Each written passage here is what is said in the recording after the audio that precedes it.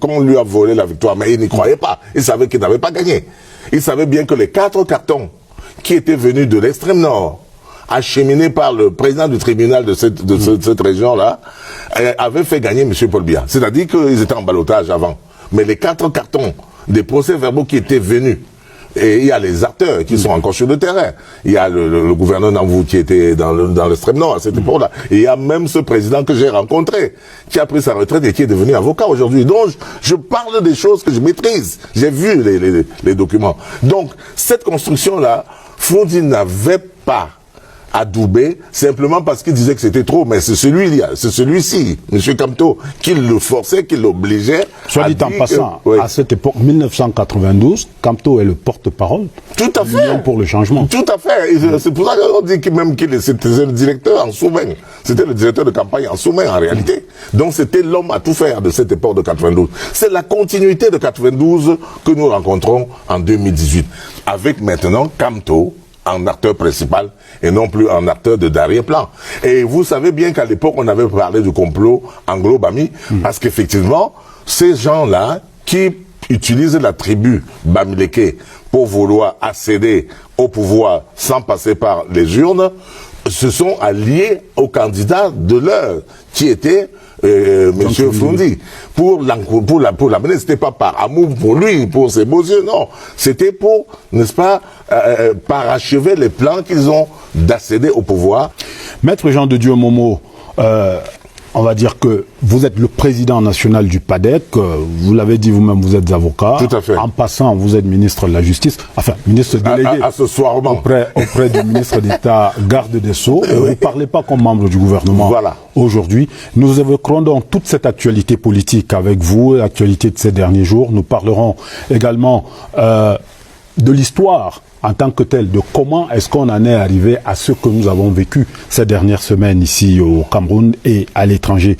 Dans la même foulée, nous aurons en sons et images de cette semaine les suites du saccage de nos ambassades à Paris et Berlin, ainsi que des marches non autorisées de Douala et Yaoundé, la semaine nationale du bilinguisme, dans un contexte qui replace l'anglais et le français au cœur des enjeux du vivre ensemble camerounais. Madame, Messieurs, merci de votre fidélité à Actualité Hebdo. Notre invité, Maître Jean de Dieu Momo, nous parlons des violences de ces derniers jours et de leurs conséquences. À tout de suite.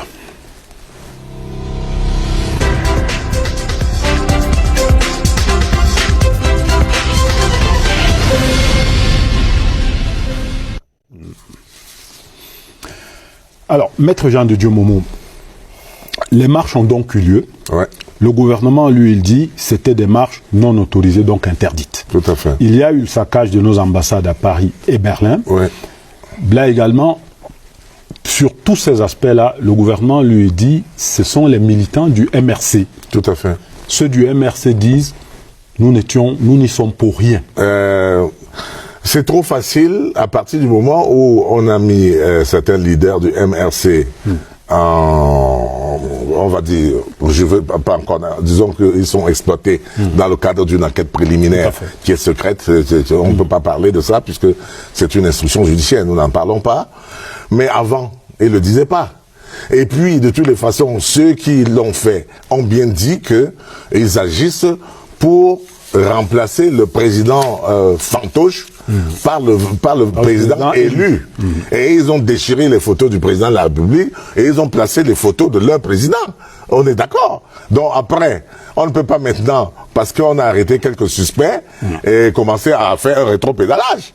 Avant qu'on ne mette ces gens en arrestation, je crois que tout le monde était d'accord que c'était les militants du MRC. Bon, donc, je peux comprendre qu'ils commencent à faire ce rétropédalage dans une tentative de se défendre. C'est normal. On ne peut pas s'auto-accuser. D'accord? C'est légitime qu'ils se défendent.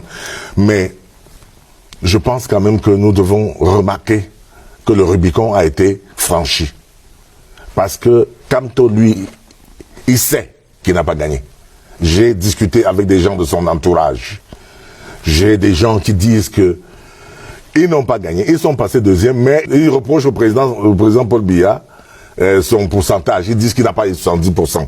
Qu'il a gagné, mais il n'a pas 70%. Je dis, mais alors, même s'il a gagné avec 51%, il a toujours gagné. Donc ce n'est pas parce qu'il a gagné avec 51% et que vous dites qu'il a gagné avec... Mais quelle est la logique qu'il y a derrière cette affaire de victoire volée ou de hold-up électoral? C'est quoi la logique? La logique, et je leur ai dit, ils ne comprennent pas. Ces leaders qui veulent utiliser une partie du peuple bamileke. Ce n'est pas tous les bamileke, s'il vous plaît. C'est une partie de la jeunesse bamileke qu'on trompe et qu'on utilise depuis 60 pour dire que vous êtes trop nombreux. Vous êtes marginalisés et il faut prendre le pouvoir pour vous servir. Il faut prendre le pouvoir parce que le pouvoir est boulou. C'est ce que M. Kamto a dit clairement au Conseil constitutionnel. Il a dit que s'il y a un concours pour passer être boulou. Donc subtilement, il utilise son intelligence pour tromper cette jeunesse-là. Et moi, en réalité, ça se passe comment? L'élection présidentielle s'est déroulée entre M. Kamto et moi. Deux visions de deux bamileke. Moi, j'ai une vision républicaine, il a une vision de Macky Sall, une vision de terroriste, c'est-à-dire une vision de la violence, de la prise de pouvoir par la violence. Et moi, j'ai la vision républicaine, qui consiste à dire, mes frères bamileke, ne vous laissez pas tromper par ce monsieur-là. Il cherche sa place à la présidence et il vous utilise. Il n'est pas capable, n'est-ce pas, d'arriver au pouvoir tout seul sans vous utiliser. Parce qu'en réalité, de quoi il s'agit, M. Ibrahim Chérif? Ce monsieur explique à la jeunesse bamileke qu'elle est marginalisée et que le pouvoir boulou ne nomme que les boulous. On ne nomme pas les bamileke. Et dans les concours administratifs, si le bamileke a 15 de moyenne, on prend le boulou, et on va dire ça comme ça, qui a 8 de moyenne. Et que l'équilibre régional tel que prôné par les lois, n'est-ce pas, de 82 et ses modifications suivantes, n'est pas respecté. Et c'est pour ça que il dit donc à ces jeunes gens bamileke qu'il faut prendre le pouvoir pour instaurer la méritocratie. Et donc je leur réponds que c'est bien beau, mais si vous prenez le pouvoir, d'abord ils prennent le pouvoir, ils ne donnent plus à personne. Et confisquent le pouvoir et ils installent la méritocratie. Je dis c'est joli. Mais si vous installez la méritocratie, ça veut dire que tous les juges seront bamileke, tous les militaires seront bamileke. Comme vous êtes plus intelligents, vous proclamez être plus intelligents. Tout le monde sera, tous ceux qui gouvernent seront donc des bamileke. Et les autres vont se sentir esclaves. Et donc, il n'y a pas meilleur moyen d'unir tout le monde contre vous. En tenant ce langage-là, vous êtes en train de dire que les autres sont bêtes, qu'ils sont pauvres, qu'ils sont paresseux, qu'ils ne travaillent pas. Et donc, du coup, vous voulez les mettre au travail et les mettre en esclavage. Conclusion, il n'y a pas de meilleure façon d'attirer toute la haine de toutes les autres tribus contre vous. Il faut le dire clairement. Oui. Pour vous, Maître Momo, oui. Y a-t-il un problème bamileke? Il n'y a pas de problème bamileke. J'essaie d'expliquer à mes frères que quand vous dites qu'on ne respecte, vos enfants ont 15 de moyenne, c'est vrai. Mais je dis, revendiquons, je veux dire ça puisque je suis bamileke, un pourcentage plus élevé, puisque c'est 13% dans les concours administratifs, dans les recrutements administratifs. Les bamileke ont 13%. Je dis, donc, revendiquons le changement de cette loi, puisque nous sommes plus nombreux, qu'on vote à 15%, voire 20%, pour prendre un peu plus chez nous. Et au lieu de dire que vous allez revendiquer la méritocratie, je prends un exemple. Dans chaque concours administratif qu'on fait, si on demande 100 places, il y a 5000 bamileke qui vont introduire le dossier. Donc même si on prend tous les 100 places, il y aura quand même 4900 bamileke qui seront fâchés, qui seront mécontents. Vous comprenez? Et c'est un problème. C'est un problème. Donc c'est un problème dont les autorités publiques sont au courant et cherchent les moyens de résoudre. Ce n'est pas qu'on déteste les bamileke, c'est parce que vous êtes trop nombreux, vous êtes polygames, moi je suis polygame, on fait beaucoup d'enfants, vous êtes intelligents, ça c'est vrai, vous êtes entrepreneur, ça c'est très vrai, vous vous débrouillez, vous êtes des débrouillards, ça c'est vrai. Parce que l'espace géographique où vous êtes né, il est tout petit. Il est tout petit, il est ingrat, c'est dans les collines, c'est dans les collines de l'Ouest, donc ça oblige les gens à beaucoup travailler pour manger, ça oblige les gens à fuir même, c'est-à-dire à faire l'exode rural pour aller chercher les terres plus fertiles ailleurs. Oui, c'est naturel, d'accord? Ils ont créé des espaces géographiques artificiels À Douala 5e, ce sont les Bamileke qui habitent là-bas.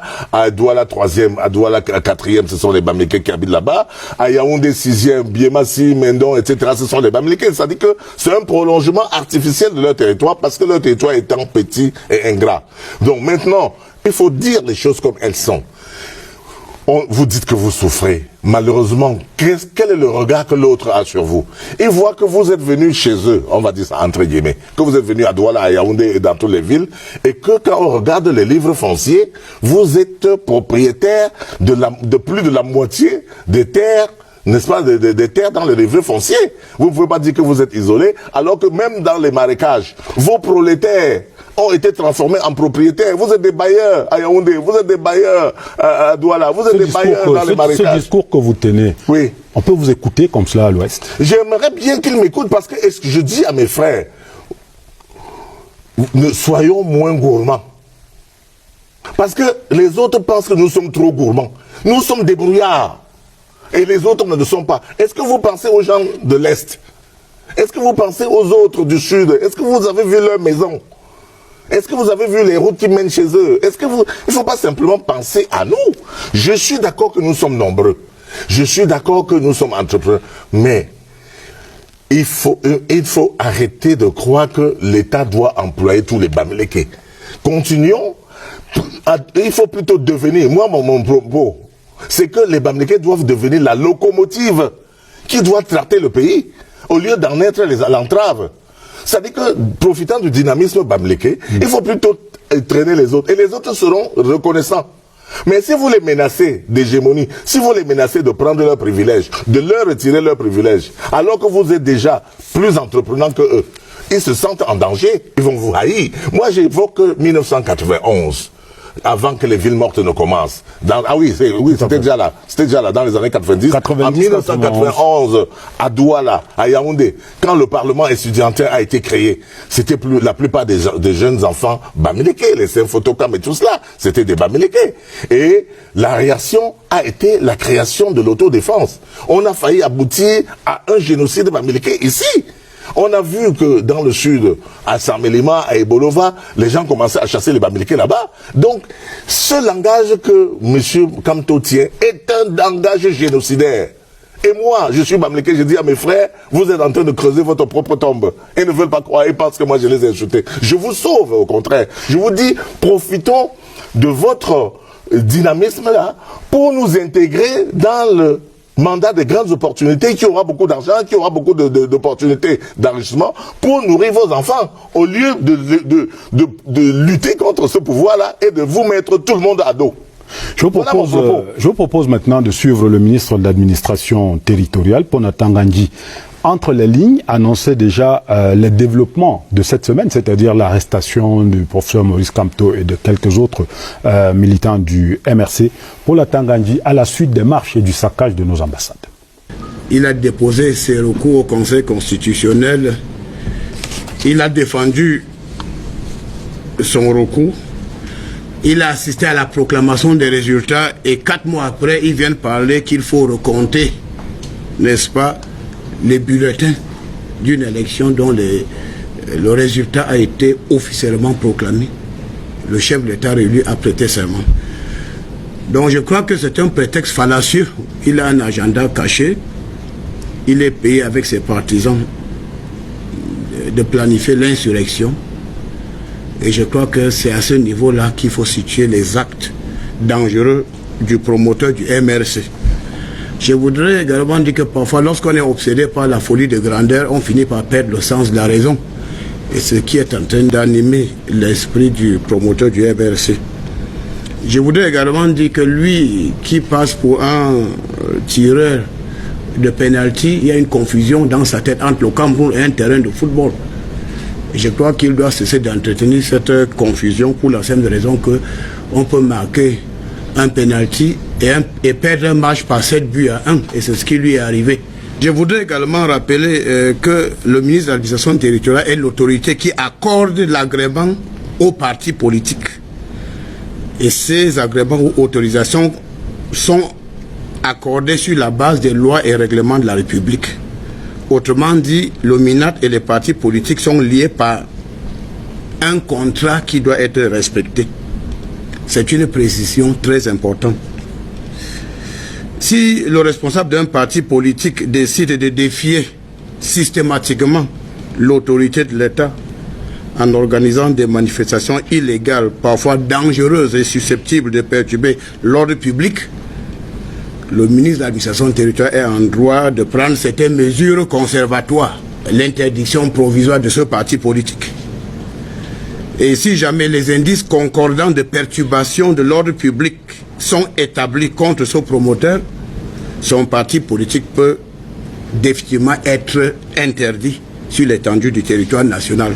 Les actes de provocation perpétrés par le MRC et ses militants aujourd'hui à Douala, à Yaoundé, à Bafoussam et à Paris sont des faits d'une extrême gravité. Je dirais même que le MRC a franchi la ligne rouge.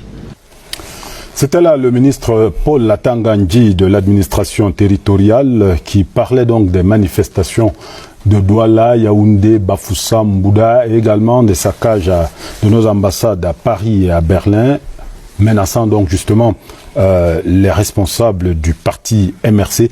Maître Jean de Dieu Momo, alors les observateurs internationaux, notamment en France et puis dans d'autres pays, qui parlent à propos de ces marches non autorisées et peut-être même du saccage de nos ambassades, de ce que la réaction ou les réactions du gouvernement, que cette réaction-là a été disproportionnée.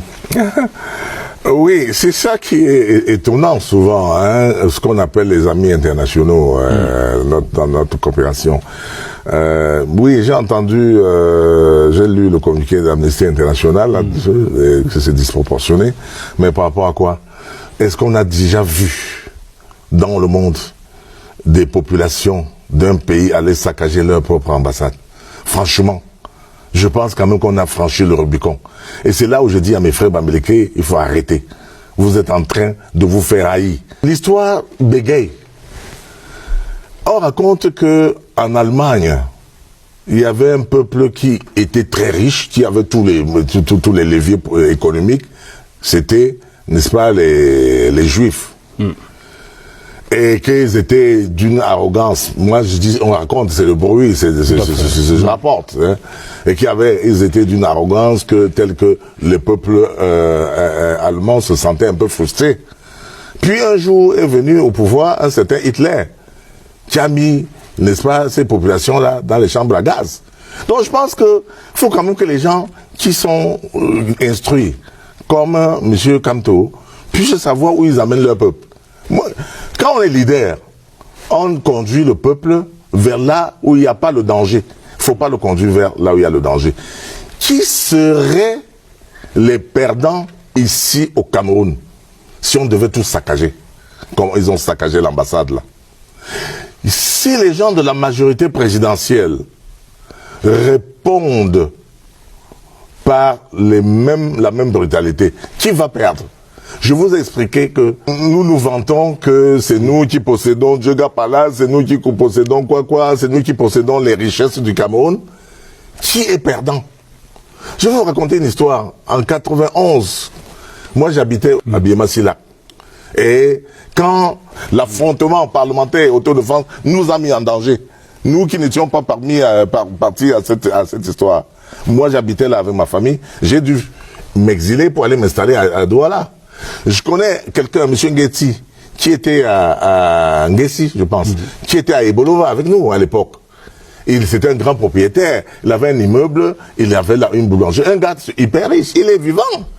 Il a fui, il a abandonné tous ses biens à Ebolova et il est parti s'installer au marché Congo. Je crois que c'est par la suite qu'on a dû vendre son immeuble pour lui rapporter de l'argent. Donc, les gens qui conduisent ce peuple dans la guerre, dans la violence. Moi, j'ai entendu des gens qui sont les soutiens de M. Kamto du MRC qui dit « Bamileke prenez les armes contre les boulous ».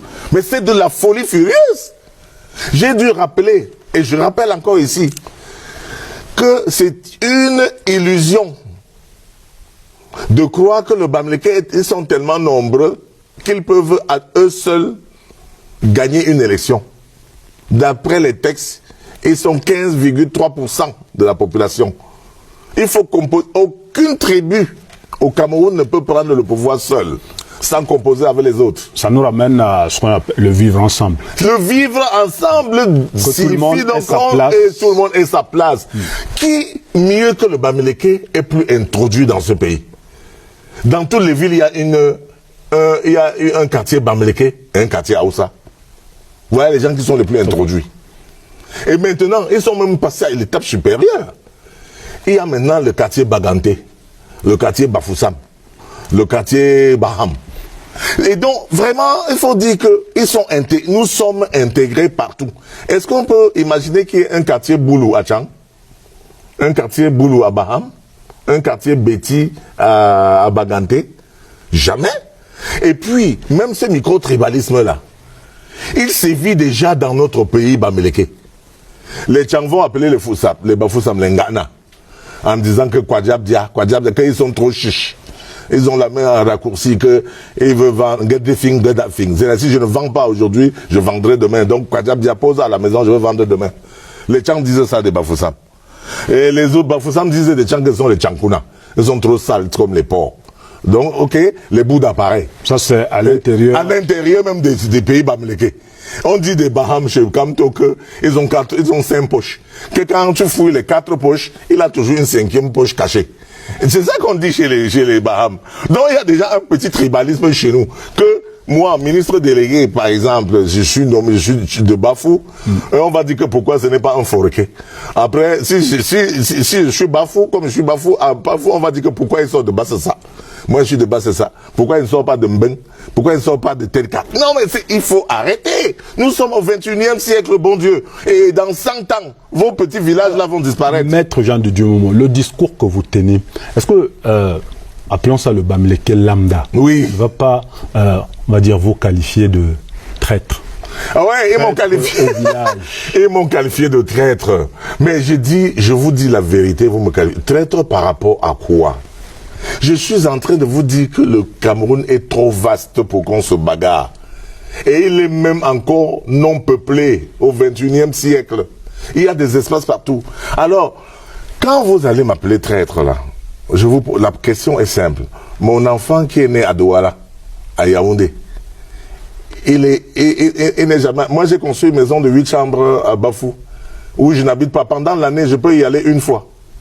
Mes enfants ne sont même jamais allés. Alors qu'au départ, je pensais que chaque enfant aurait sa chambre. Mes filles partent en mariage sans jamais dormir dans la chambre que j'avais faite pour elles. Et donc, même nous, les anciens, là, enfin, nos aînés, qui ont trouvé du travail à Yaoundé, à Douala, dans les villes, ils y vivent leur travail et pendant leur retraite, c'est quand ils meurent qu'on les amène enterrer au village. Et vous pensez que c'est leurs enfants qui sont nés à Douala, à Yaoundé et partout ailleurs, qui vont aller à Tchang, habiter? Qui va aller là-bas? Dans 100 ans, on sera comme l'Europe. C'est-à-dire qu'il n'y aura plus de villages comme ça. Il y aura plus de villages. Ça aura atteint le village. Et chaque arrondissement a sa langue. Le Fongo Tongo parle son Fongo Tongo. Le Fondson Wating parle son... Le Fondonera parle son Fondonera. Moi, je ne m'entends pas avec un gars de Sancho. Je ne m'entends pas avec un gars de Bansoa. Le Bansoa parle son Bansoa. Moi, je n'y comprends rien. Moi, je suis de Bafou. Oh, on est dans le même arrondissement. Donc, il faut arrêter avec ça. Et donc, du coup, ailleurs, on va penser que les Bamileke, c'est un bloc homogène et ils se comportent en ville comme s'ils étaient effectivement un bloc homogène. Et ça revient à interroger quoi? Les communautés ethnologiques, c'est-à-dire les communautés tribales, qui font face aujourd'hui à ce qu'on appelle les communautés, n'est-ce pas, de goût commun. Les communautés ethnologiques, c'est les tribus qui font ce qu'on est en train de faire en ce moment-là. C'est-à-dire qu'ils peuvent créer un danger permanent dans l'État, qui peut conduire à la déstabilisation d'un État, qui peut conduire même y compris au génocide d'une des communautés. C'est ça le conflit communauté ethnologue. Mais il y a la communauté de goût commun, qui est constituée de groupements professionnels, comme on a vu au nord-ouest et au sud-ouest. Les avocats, les enseignants. Ça conduit à quoi? À ce qu'on a vu là, à la crise, n'est-ce pas, dans le nord-ouest, c'est-à-dire à la guerre. Donc il faut, les puissances publiques doivent faire attention à ces communautés-là qui s'élèvent. Et au 21e siècle, la communauté de goût commun prend de plus en plus la place. On voit en France, ce n'est pas une communauté ethnologique. Les gilets jaunes, là, c'est des communautés, n'est-ce pas, de goût commun. Vous voyez les magistrats qui vont se mettre ensemble, ils font leur syndicat, les journalistes. Ah, si vous touchez à un journaliste, Et on ne cherche pas à savoir si Mimi Momofo est bamileke, francophone ou anglophone. On a vu ça ces jours-ci. Vous avez vu ça, c'est pour ça que je prends son exemple. C'est une communauté de goût commun. Tous les journalistes se sentiront concernés. Vous touchez un avocat qui s'est retrouvé dans une marche dans la rue, et c'est tous les avocats qui se sentent concernés. Donc, il y a des règles qu'il faut respecter, il y a des règles qu'il faut prendre. L'autorité publique doit pouvoir prendre ces questions-là à bras le corps et chercher, n'est-ce pas, les moyens de les résoudre et de prévenir. Nous allons parler de cette responsabilité justement des pouvoirs publics tout à l'heure, Maître Jean de Dieu, Momo. Mais avant cela, nous allons faire un tour du côté de nos machines pour parler de la semaine politique telle que nous l'avons vécue dans nos rédactions ici. Maurice Kamto aux arrêts, le premier conseil de cabinet pour le gouvernement John Gouté. Voici la semaine politique développée par Serge Atangabissou. Par cette cloison vitrée étoilée, par ces sanctuaires sacrés de l'ambassade du Cameroun en France, violés, saccagés, l'imagination des compatriotes doit s'arrêter de se balader. La ligne rouge, elle est là, celle franchie par les brigades enragées d'il y a une semaine. Le chiffre n'est pas consolidé, mais ils étaient plusieurs dizaines. Rue d'Auteuil pour mettre à sac, vandaliser, subtiliser même documents privés et publics, notes confidentielles et argent. Vandalisme à Paris, arrestation à Douala et convoi à Yaoundé par la suite. À ce qui cherche le lien entre les deux, une réponse claire du gouvernement par la voix du ministre de la Communication. Le parti politique dénommé Mouvement pour la Renaissance du Cameroun, en abrégé MRC, a planifié une série de manifestations publiques non autorisées, dites marches blanches, à travers le territoire national, ainsi que dans certains pays étrangers. Par l'organisation de ces manifestations, le MRC entendait, comme à l'accoutumée, inciter nos compatriotes de l'intérieur du pays et de la diaspora à braver l'ordre républicain par des mots d'ordre de rébellion et d'insurrection vis-à-vis des institutions légales et légitimes. C'est donc ça. Ils ont profané la maison commune en acte d'obéissance au mot d'ordre lancé au Cameroun pour une marche blanche samedi 26 janvier 2018. La marche, dont la demande d'autorisation avait été rejetée toutefois par des édits administratifs compétents, était organisée par le MRC. C'est sur la tête du mouvement pour la renaissance du Cameroun que s'est donc abattue par la suite la force et l'expérience de la loi. Kamto Maurice, le boss, Zongang Albert, Jamen Célestin, Pendae Koka Christian, King et Paul Eric, Foguet et Dom Alain les lieutenants ont tous été mis aux arrêts lundi. Matière grise présumée, des hordes déchaînées. Les charges jusqu'ici retenues sont 4. Insurrection, hostilité contre la patrie, rébellion de groupe et trouble à l'ordre public. Ils sont présumés avoir semé le vent. Une vague, un cyclone, que dit la météo, qui sème le vent, récolte le tempo. On récolte la tempête jusqu'à l'amitié France-Cameroun. Au 237, on protège les diplomates. Les ambassades sont des quasi-fornox. C'est du respect à la Convention de Vienne 1961, article 22 alinéa 2. Il fallait le redire peut-être. Face à des événements exceptionnels, il y avait déjà des mesures particulières qui avaient été prises de renforcement de la sécurité, mais la situation, au moins pour l'instant, exige de passer encore à une étape supplémentaire. D'un cabinet à l'autre, la grisaille du début de semaine s'est estompée vers la fin. La rentrée des classes, jeudi si on peut dire, pour le gouvernement John Gouté. Cours d'économie avec l'argentier de service et des nouvelles pas bonnes. Nous importons beaucoup et nous creusons notre balance commerciale, la balance de paiement, que ce soit des biens mais également des services. Et nous avons un déficit qui va atteindre les 800 milliards. Leçon de commerce avec Luc Magloire Mbargatangana. Aucun produit soit consommé. Il faut qu'il soit, disponible. Ça, c'est la première des conditions, le premier préalable. Mais la disponibilité n'est pas suffisante. Il faut encore qu'il soit accessible. Et enfin, il faut qu'il soit attractif en termes de compétitivité.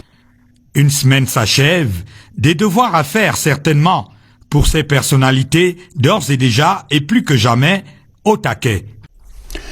Retour sur ce plateau avec notre invité, Maître Jean de Dieu Momo. Alors, nous revenons au cœur de notre débat de ce soir.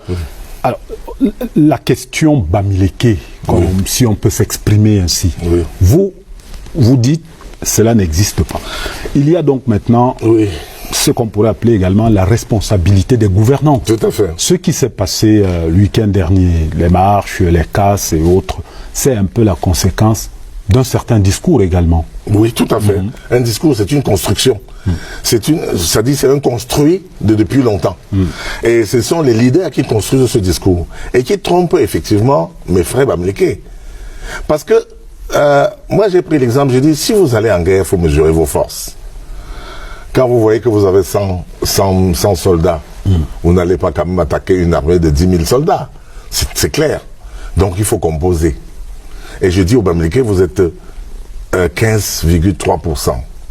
Et donc, vous ne pouvez pas gagner seul une élection, il faut composer. Et puis cette histoire de dire que c'est votre tour de la tontine, on va dire ça comme ça, que c'est votre tour. J'ai rigolé en disant, mais qui a donc lancé le tir au sort? Parce qu'il faut lancer le tir au sort pour que vous preniez pour avoir le troisième tour. C'est comme ça que ça se passe dans les tontines. Oui, dans les tontines, c'est comme ça. Si on lance le tir au sort, ça choisit. Ça veut dire que si vous êtes numéro 1, numéro 2 et numéro 3, qui a lancé le tir au sort pour que vous dites que c'est votre tour et que c'est pas le tour des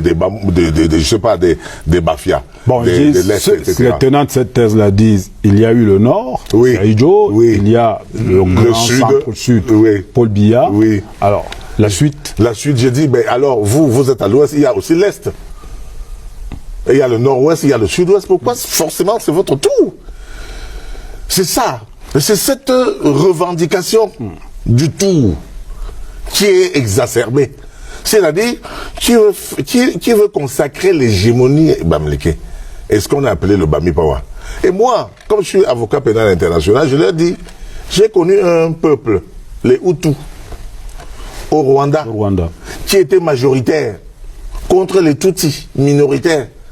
Et qui ont fini, n'est-ce pas, parce qu'ils étaient effectivement majoritaires, il a fini par y avoir une guerre, parce que les minorités ne trouvaient pas leur place. Tout à fait. Ces minorités-là ont été conduites par Kagame, et ils ont gagné la majorité, et ils ont chassé tous les Hutus sont partis. Mais il n'empêche, il y a quand même eu un problème. Oui. Vous avez eu des marches, vous avez eu de la casse, ça veut dire qu'il y a un problème. Oui. Les pouvoirs publics, pour vous qui êtes un homme politique, vous vous dites quelle pourrait être la réponse qu'on apporterait à cela, au-delà de ce qu'on veut maintenir l'ordre? Je pense que le problème de l'équilibre régional doit être revu. Il faut que les Bamileke aient le sentiment, effectivement, qu'ils sont pris en compte. Mais je dis qu'en réalité, cela est vrai, ils sont pris en compte parce que le bruit qui court dans les chaumières, c'est que à tous les postes on trouve les boulous, à tous les postes on trouve les bêtis, ils parlent patois dans les entreprises, etc., dans les services publics. Je dis peut-être revendiquer donc d'avoir une meilleure part, une meilleure représentation. Mais j'ai envie de leur dire que dans ce gouvernement, si il y a quand même beaucoup de Bamileke qui tiennent les rênes de l'argent. Parce que le ministre des Travaux publics, c'est un Bamileke. C'est lui qui construit les routes. Si vous n'avez pas de route, vous demandez à Paul Biya, il faut demander à votre frère. Et le ministre de urbain, s'il y a la route de Salsi, s'il y a les trous dans la ville, c'est votre frère qui était là, c'est votre soeur qui est là. Donc c'est vous les Bamileke qui tenez encore. Donc le président Paul Biya dit, bon prenez, puisque vous revendiquez. Le président Paul Biya essaie de donner ce qu'il peut aux Bamileke. Donc il faut un discours qui ne montre pas simplement ce que vous manquez. Il faut un discours qui montre ce que vous avez aussi. Qu'est-ce que vous avez dans votre plat?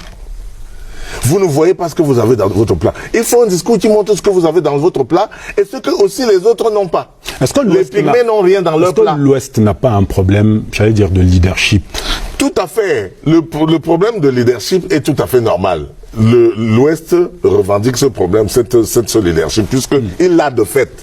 Il l'a de fait. Et ben, il publie dans les réseaux sociaux, nous sommes propriétaires de ci, de ça, de toi. Mais je dis donc, prenez ces leaderships comme une locomotive pour tracter le pays vers l'émergence.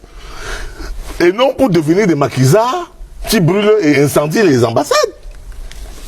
Et détruisent les passeports des enfants, les actes de naissance, et prennent l'argent, n'est-ce pas, des visas.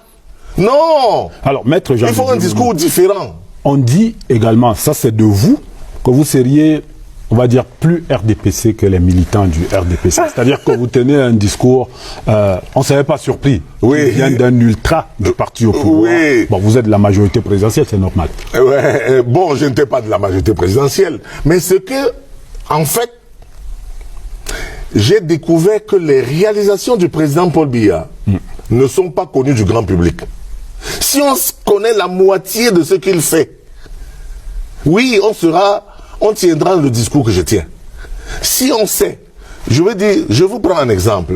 Quand j'ai parlé pendant la campagne des accords, on va dire coloniaux, qui n'ont pas été reconduits, la conséquence, c'est que le pays peut diversifier sa coopération avec la Chine et on voit les résultats. Et on a entendu le président le dire récemment lors de les vœux avec les ambassadeurs. Oui. Il a dit que le Cameroun était ouvert à tout le monde. Exactement. Ce qui n'était pas le cas avant. Quand nous étions embrigadés dans ces accords-là, les accords c'est des contrats. Un contrat vous lie. Oh, c'est un contrat qui nous liait pendant 50 ans. Dans les années 80, il le disait déjà, le Cameroun est la chasse gardée de personnes, mais on lui avait rappelé que contractuellement nous sommes liés. Hein? Vous vous souvenez? Il avait dit ça, mais il avait les bras encore liés. Et donc c'est à partir du 26 décembre 2009. Et donc, on va dire, à partir du 1er janvier 2010, qu'il a eu les mains libres quand il a commencé à parler de grandes ambitions, n'est-ce pas? Donc, il avait les mains libres à partir des grandes ambitions, les grandes réalisations, et maintenant, nous sommes dans les grandes opportunités. Ce ne sont pas des 20 mots. C'est ouvert à tout le monde. C'est ouvert à tout le monde. Et c'est ça que je dis à mes frères bamileke, que vous avez donc une opportunité de transformer vos prolétaires en propriétaires, pour paraphraser, n'est-ce pas, Victor Hugo, lorsqu'il s'est agi, n'est-ce pas, de coloniser l'Afrique. Mais je dis, en réalité, il y a tellement d'opportunités que moi je ne comprends pas comment un Camerounais peut prendre l'avion pour aller en Europe. Vous quittez le paradis où il y a tout, l'or, le diamant, le pétrole. On n'a même pas encore foré un seul puits de pétrole. Paul Biya n'a pas foré un seul puits de pétrole depuis qu'il est là. Le seul puits de pétrole qu'on a foré, c'est celui qu'Aïdjo avait foré dans les années 72. Celui de Limbé. Mais tout le monde sait quand même que nous sommes un scandale géologique, qu'on a plusieurs puits. Qu'est-ce que ça coûtait au président Paul Biya de forer un puits de pétrole? Mais il a dit que les prix, le coût sur le marché international ne me permet pas de brader. Ce n'est pas mon pétrole, c'est le pétrole des Camerounais. Et quand on parle des Camerounais, c'est les Camerounais d'aujourd'hui et des Camerounais de demain, des Camerounais à venir. Un puits de pétrole, si vous le ferez, ça a une durée de vie. Et donc si vous le prenez alors que vous avez autre chose, vous avez l'agriculture, vous avez l'élevage qui peut nourrir vos enfants, vous ferez le pétrole aujourd'hui, ce sera un surplus inutile. C'est un bon gestionnaire. Alors, et quand on découvre que c'est un bon gestionnaire, on le soutient. Si vous aviez, je vais dire, Maurice Kamto devant vous, face à vous aujourd'hui, quel est le discours que vous lui tiendrez? Je lui dirais que, cher frère et ami Kamto, du haut de votre aura et de votre capital politique, vous êtes en train d'entraîner notre peuple à la catastrophe et à son génocide éventuel. De quel peuple s'agit-il? Le peuple bamileke. Parce qu'il se revendique du peuple bamileke. Il surfe là-dessus en faisant croire qu'il s'agit de tous les bamileke. Tous les bamileke ne sont pas avec lui.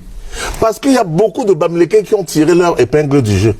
Il y a beaucoup de bamileke qui sont propriétaires du Cameroun, qui sont des propriétaires fonciers, qui sont des propriétaires du magasin, qui ne veulent pas le chaos. Parce que si on commence à détruire le Cameroun, qui va perdre? C'est le bamileke qui va perdre. Il faut que je tienne ce discours à M. Kamto, que tu vas ruiner ton peuple bamileke et tu vas mettre les enfants bamileke au chômage, tu vas les mettre dans la mendicité, tu vas ruiner leur carrière, tu vas ruiner leur vie.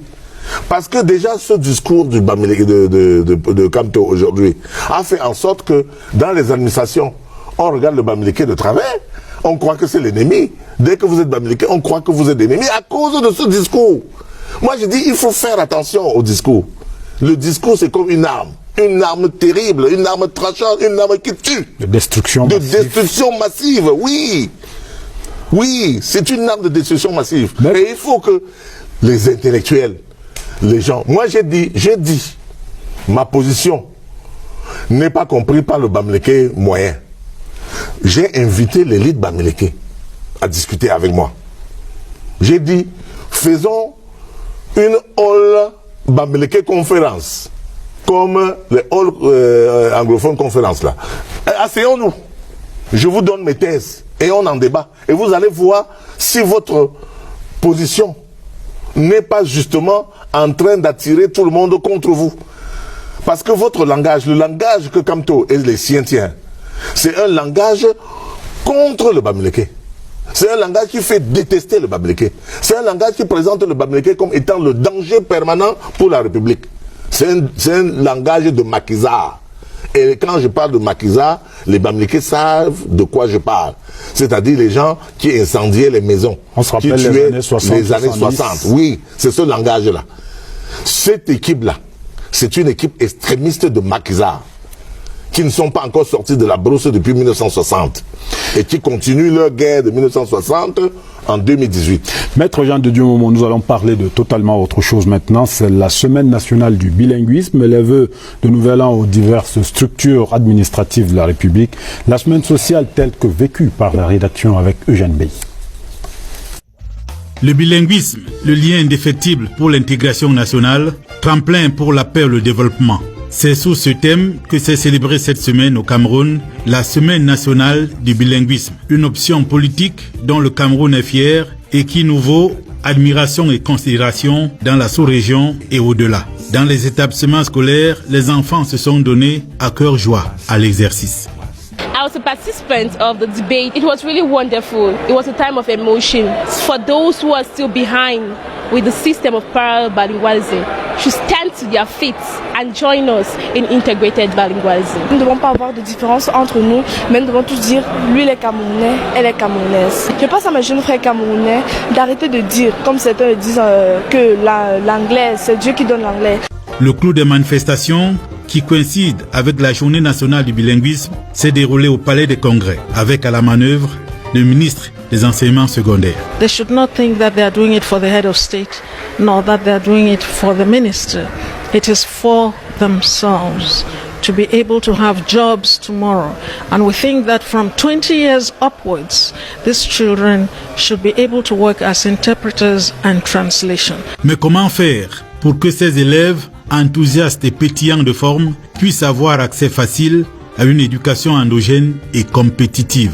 La préoccupation a été cette semaine au centre d'un séminaire sur l'explication et l'appropriation du nouveau curricula au ministère de l'Éducation de base. La réflexion a porté sur deux axes majeurs. Produire des manuels scolaires et matériel didactique compatibles avec les attentes réelles du ministère de l'Éducation de base et transmettre selon les méthodes pédagogiques appropriées et parfaitement maîtrisées par les enseignants les savoirs et connaissances pertinents qui permettent à l'enfant d'être enraciné dans son environnement socio-culturel immédiat et ouvert au reste du monde. La tâche est ardue.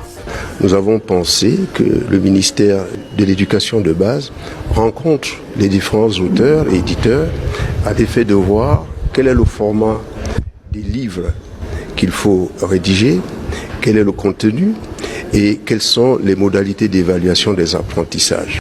Bonne et heureuse année 2019, Monsieur le ministre. La phrase rituelle a été prononcée cette semaine en direction de près d'une dizaine de membres du gouvernement qui recevaient les vœux de nouvel an de leurs collaborateurs. C'est le cas au ministère de la Communication où le patron des médias entend inscrire son action dans une approche cohérente, active et productive.